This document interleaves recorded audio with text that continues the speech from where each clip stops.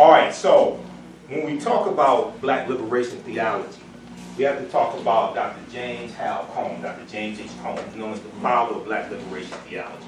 And we know he passed away in 2018. How many people are familiar with Dr. James H. Cone? Okay, and I probably first became familiar with him in about 1994 when I was in college at Wayne State University, undergrad at Wayne State, because I read his book, Martin Malcolm in America, A Dream or a Nightmare, which is one of the best books dealing with an analysis between Dr. King and Malcolm X. And if you actually understand the history of both of them, toward the end of both of their lives, their ideologies were converging. And actually, they wanted to work together because in January 1965, Malcolm goes to Selma, Alabama to meet with Dr. King, but Dr. King's in jail, and Malcolm meets with Coretta Scott King. Okay, so but they were both assassinated before they could meet up, before they could connect. They met only one time, March 26, 1964, at the U.S. Senate debate for the Civil Rights Act of 1964. And if you read the reports of the meeting, they met for a couple of minutes, but Malcolm tells Dr. King, I'm throwing all of my effort into the heart of the Civil Rights Movement. Because this was later in the same month that Malcolm officially separated from the Nation of Islam, March 8, 1964. So when Malcolm leaves the Nation of Islam, he actually, even though he creates the Organization of Afro-American Unity, and we know he delivers that speech by any means necessary, June 28, 1964, announcing the formation of the Organization of Afro-American Unity and laying out their 5-plank platform.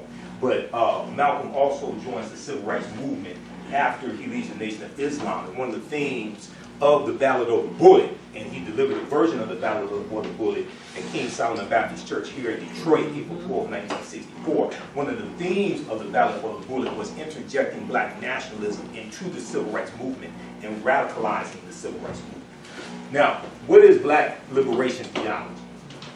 Black liberation theology, or also known as black theology, refers to a theological perspective which originated among African American seminarians and scholars, and in some African American churches in the United States and later in other parts of the world.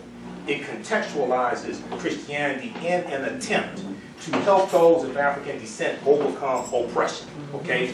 Not using Christianity to justify their oppression, okay? So you have to understand the difference. You have to understand history and understand the difference. Black liberation theology is designed to contextualize Christianity in an attempt to help African Americans overcome oppression and fight against oppression, not make them complacent with their oppression.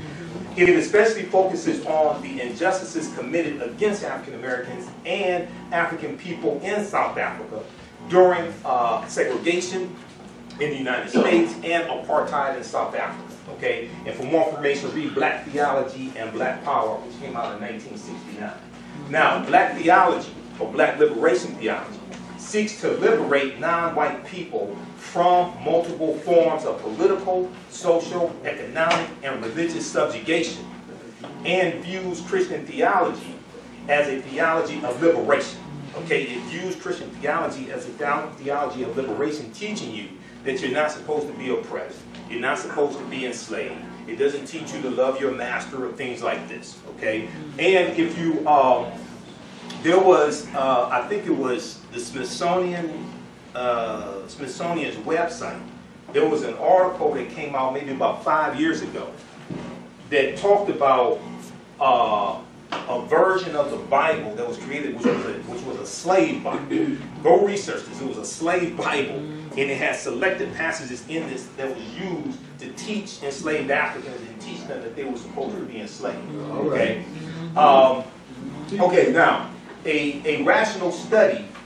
Okay, a rational study of the being of God in the world in light of the existential situation of an oppressed community, relating the forces of liberation to the essence of the gospel, which is Jesus Christ, or Yeshua, with the Y, Yeshua, writes James H. Cone, one of the original advocates of the perspective of black liberation theology. Now, black theology mixes Christianity with questions of civil rights, particularly raised by the Black Power movement and the Black Consciousness movement. So the Black Power movement coming about right about 1966, We know it really comes out of the movement, comes out of SNCC, Student Nonviolent Coordinating Committee, which is founded in April of 1960. We know Kwame Ture, Stokely Carmichael, he becomes chairman of SNCC in 1966, and in Mississippi during the March Against Fear, June 1966, he comes out of the jail and he drops the Black Power slogan, yes, which was primed and on the ground. Yes, one of the people who really primed the Black Power slogan and helped create it was Mukasa Dada,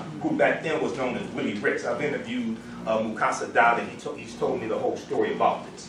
Okay, now read A Black Theology of Liberation, 40th Anniversary Edition 2010 by Dr. James H. Cone for more information on this.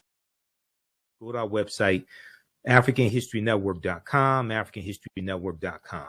Okay, there's a 10-week online history course called Ancient Kemet, the Moors, and the Ma'afa, Understanding the Transatlantic Slave Trade, what they didn't teach you in school. I teach the class on Saturdays, 2 p.m. to 5 p.m. Eastern Standard Time. Our next classes are Saturday, March 9th, Saturday, March 16th, March 23rd, and March 30th. Okay, and then we have a few more classes after that.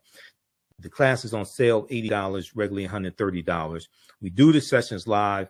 All the sessions are archived and recorded. You can go back and watch this anytime. So even after the course is over with, you can go back and watch the entire class, okay? And instead of 10 sessions, we're going to do at least 11, possibly 12. The course outline, the lesson plans for all 10 classes